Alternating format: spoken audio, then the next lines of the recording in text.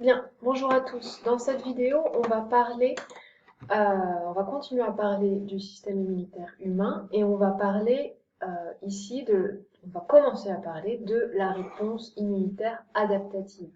Alors, on a vu déjà la réponse immunitaire innée qui permettait de repérer une intrusion ou une lésion, de recruter des cellules de l'immunité innée et d'éliminer une partie des agents pathogènes par phagocytose.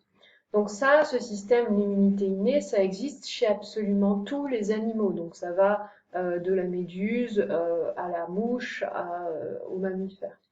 Par contre, la réaction immunitaire adaptative, elle, c'est une caractéristique des vertébrés et c'est une réponse immunitaire qui va s'ajouter à la réponse immunitaire innée et qui va permettre beaucoup plus d'efficacité. Notamment parce que l'immunité innée, on l'a vu, elle reposait sur la détection des pathogènes par des récepteurs non spécifiques, donc ça veut dire qu'ils ne reconnaissent pas très bien le pathogène. L'immunité adaptative, ça va être une reconnaissance très spécifique, très ciblée du pathogène.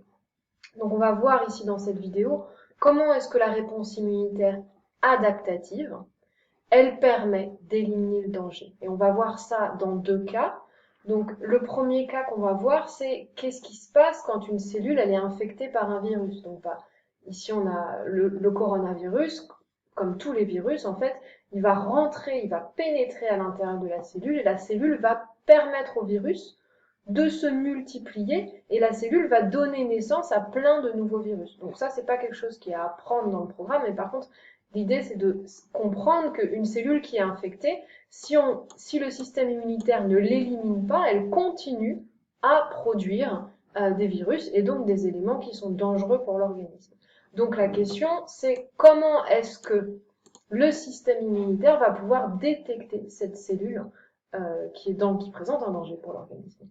Donc ça, ce sera ce qu'on va voir dans le premier cas. Et dans le deuxième cas, on va voir comment est-ce que la réponse immunitaire adaptative permet de venir en aide à la réponse immunitaire innée dans le cas d'agents pathogènes qui ne sont pas à l'intérieur des cellules comme le virus, mais à l'extérieur. Donc par exemple, des bactéries qui pénètrent à l'intérieur de l'organisme, elles restent à l'extérieur des cellules. Donc quel va être le moyen d'action de l'immunité adaptative pour ces agents pathogènes qui circulent dans l'organisme.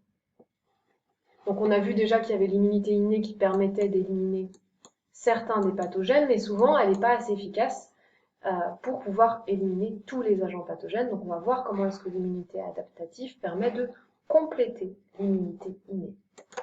Donc première partie, comment est-ce que l'organisme permet d'éliminer, comment la réponse immunitaire adaptative permet-elle d'éliminer les cellules dysfonctionnelles?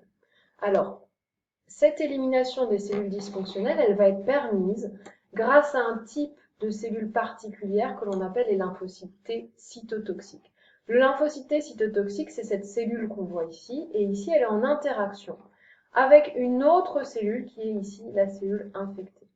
Donc la première chose qui va se passer, c'est que le lymphocyte T cytotoxique va tester toutes les cellules et à certains moments, il va se rendre compte que la cellule est infectée. Quand il se rend compte que la cellule est infectée par un virus ou parfois qu'elle est dysfonctionnelle, c'est-à-dire que c'est une cellule cancéreuse, il va émettre des molécules qui vont générer la mort de cette cellule. Donc la grande question, c'est comment est-ce que le lymphocyte T détecte-t-il que cette cellule elle est infectée? Comment est-ce qu'il peut se faire la différence entre les cellules infectées et les cellules qui vont bien?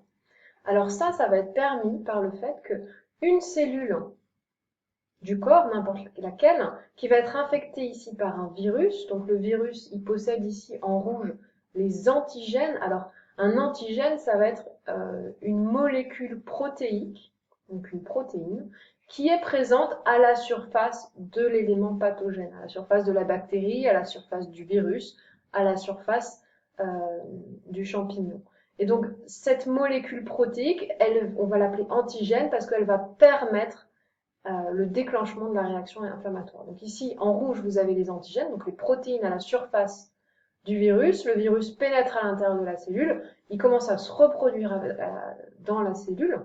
Seulement, la cellule a un moyen de réponse, c'est-à-dire qu'une fois qu'elle est infectée, elle va prélever, elle va couper certains des antigènes et elle va les présenter à sa surface grâce à une de ses protéines à elle, qui s'appelle le CMH. On en a déjà un petit peu parlé dans l'immunité innée.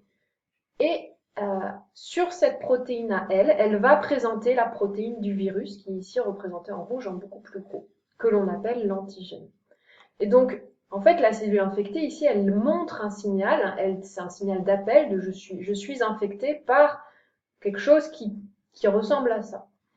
Et en fait, ce message d'alerte va être perçu par le lymphocyte T qui est représenté ici, qui possède, lui, ce récepteur rose, qui est une protéine qui lui appartient, et qui va être spécifique, qui va reconnaître spécifiquement, très très précisément, il va être très complémentaire de l'antigène du virus. Et c'est comme ça que la cellule, le lymphocyte T, va pouvoir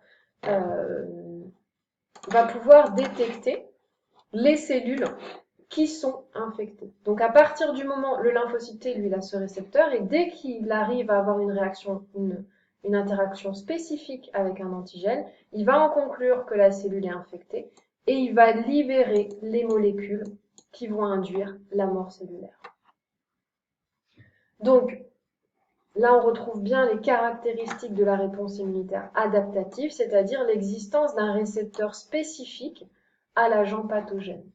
Donc là, c'est la cellule de l'immunité adaptative qui a bien ce récepteur spécifique qui permet une réponse qui est particulière à ce type d'antigène. Ça veut dire que si à côté, j'ai une cellule qui est infectée par un autre virus, manque de peau par exemple, cette personne non seulement elle a chopé le coronavirus, mais en plus elle a le virus du sida, HIV, et bah, cette cellule, de la même manière, elle va avoir son CMH et elle va présenter sur son CMH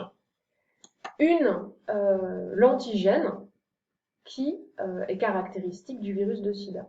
Eh bien, cette cellule, ce lymphocyte T, il ne va pas pouvoir tuer la cellule infectée par le HIV. C'est une cellule qui va être spécifique du HIV qui va pouvoir tuer ça. Donc, c'est ça qu'on entend par spécifique. C'est-à-dire que cette cellule, elle va particulièrement efficacement détruire toutes les cellules infectées par, ici par exemple, le coronavirus. Donc ce qu'on va se poser, pas tout de suite, mais plus tard dans une autre vidéo, c'est comment est-ce que ça se fait que le lymphocyte T, il a un récepteur qui permet de détecter les cellules infectées par le coronavirus. La deuxième question qu'on s'était posée, c'est comment est-ce que la réponse immunitaire adaptative permet-elle d'éliminer les antigènes libres, c'est-à-dire par exemple les bactéries qui sont à l'intérieur de l'organisme mais qui ne sont pas à l'intérieur des cellules. Alors là, ça va être un autre système totalement différent qui va impliquer un type de molécules que l'on appelle les anticorps. Alors attention de ne pas confondre anticorps et antigènes. Antigène, donc il est représenté ici toujours en rouge. Antigène, c'est la molécule protéique que l'on trouve à la surface des bactéries ou des virus. Donc ici, il est aussi représenté ici en bleu. Donc ça va être ce qui appartient aux pathogènes, ce que le corps veut éliminer. L'anticorps, ça va être une structure protéique aussi, mais par contre qui va être produite par l'organisme. Et elle a cette structure particulière en Y.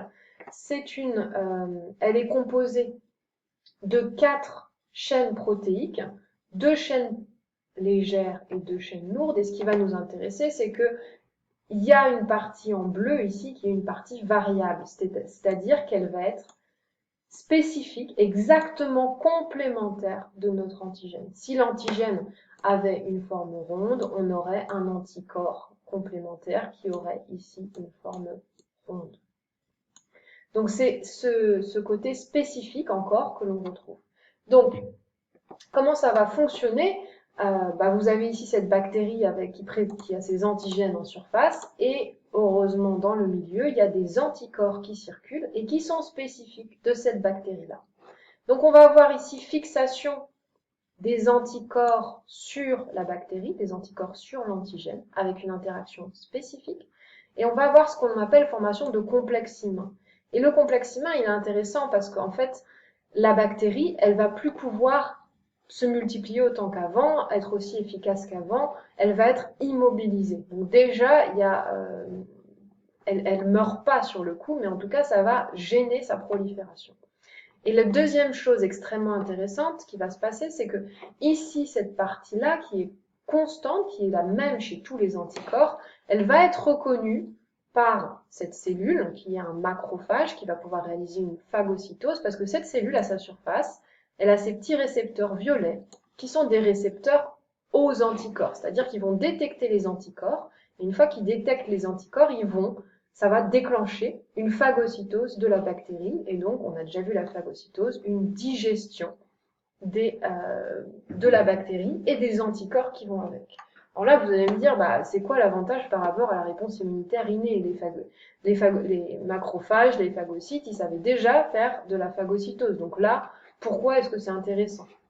Ce qui va être intéressant, c'est que il y a souvent un effet de nombre, c'est-à-dire souvent il y a beaucoup trop de bactéries par rapport au nombre de cellules capables de phagocyter. Et le fait que les anticorps viennent fixer ces bactéries, par exemple on peut en rajouter un autre ici, eh bien la phagocytose va pouvoir phagocyter plusieurs bactéries en même temps. Parce que c'est quand même un processus qui prend du temps. Une bactérie, elle se reproduit toutes les 15 minutes. Donc vous imaginez si une phagocytose, ça prend 10 minutes, c'est mal barré en fait. Donc ça va être un effet de masse. D'abord immobilisation des effets pathogènes et ensuite élimination de plusieurs agents pathogènes en même temps. Donc là, on va se poser exactement le même problème, c'est-à-dire l'efficacité de la réponse immunitaire adaptative, elle dépend de la spécificité de la correspondance, de la complémentarité parfaite entre l'anticorps et l'antigène de la bactérie. Donc on peut se demander, en fait, d'où est-ce qu'ils viennent ces anticorps? Comment ça se fait qu'ils soient aussi spécifiques? Donc, ces anticorps, ils sont produits par des cellules qui, à la base, possèdent ces anticorps à leur surface, et puis après activation, on verra comment ça se passe dans une prochaine vidéo, vont sécréter, libérer ces molécules dans le milieu. Et la question qu'on va garder pour la prochaine vidéo, c'est comment est-ce que ça se fait que ces anticorps permettent de détecter un type de bactérie en particulier et sont aussi efficaces pour détecter cette bactérie. Alors, un petit bilan, donc la question qu'on s'était posée, c'était comment est-ce que la réponse immunitaire adaptative permet-elle d'éliminer le danger? Il y a deux solutions, deux cas différents. Quand le danger est à l'intérieur de la cellule, à ce moment-là, ce qui est mis en jeu, ce sont les lymphocytes T cytotoxiques. J'insiste sur le cytotoxique parce qu'on verra un autre type de lymphocytes T tout à l'heure. Donc ces lymphocytes T cytotoxiques vont, dans un premier temps, identifier grâce à des récepteurs la cellule qui est infectée. La cellule infectée, elle présente son antigène en surface grâce à une de ses protéines qui s'appelle le CMH. Et ensuite, elle va sécréter des molécules qui vont induire la mort de la cellule infectée. Le deuxième mode d'action de l'immunité adaptative, c'est grâce aux anticorps qui sont produits donc par des cellules que l'on appelle les lymphocytes B. Donc là, on voit deux types de cellules, lymphocytes T cytotoxiques et lymphocytes B, et différents types de molécules. Les molécules qui vont permettre la lyse, la destruction de la cellule infectée, toutes les molécules protéiques qui vont permettre la reconnaissance des cellules qui sont dangereuses pour l'organisme. Et ici, un autre type de molécules, les anticorps, qui sont sécrétés par les lymphocytes B. Et donc, le mode d'action des anticorps, ça va être d'immobiliser les bactéries, de les agréger les unes entre elles, et en faisant une chaîne de bactéries, de rendre la phagocytose beaucoup plus efficace, puisqu'elle permet en une phagocytose d'éliminer plus de bactéries. Donc ça va permettre vraiment de lutter contre l'effet de nombre, la quantité de bactéries présentes dans l'environnement. Donc, on a ici deux processus différents qui impliquent deux types de cellules différentes et un certain nombre de molécules. On verra qu'il y a un autre type de cellules, un autre type de lymphocytes T qui participent aussi, qui sont indispensables à l'immunité adaptative, qui sont les lymphocytes T auxiliaires. Voilà, et dans la prochaine vidéo, on répondra à cette question qu'on l'a posée plusieurs fois au cours de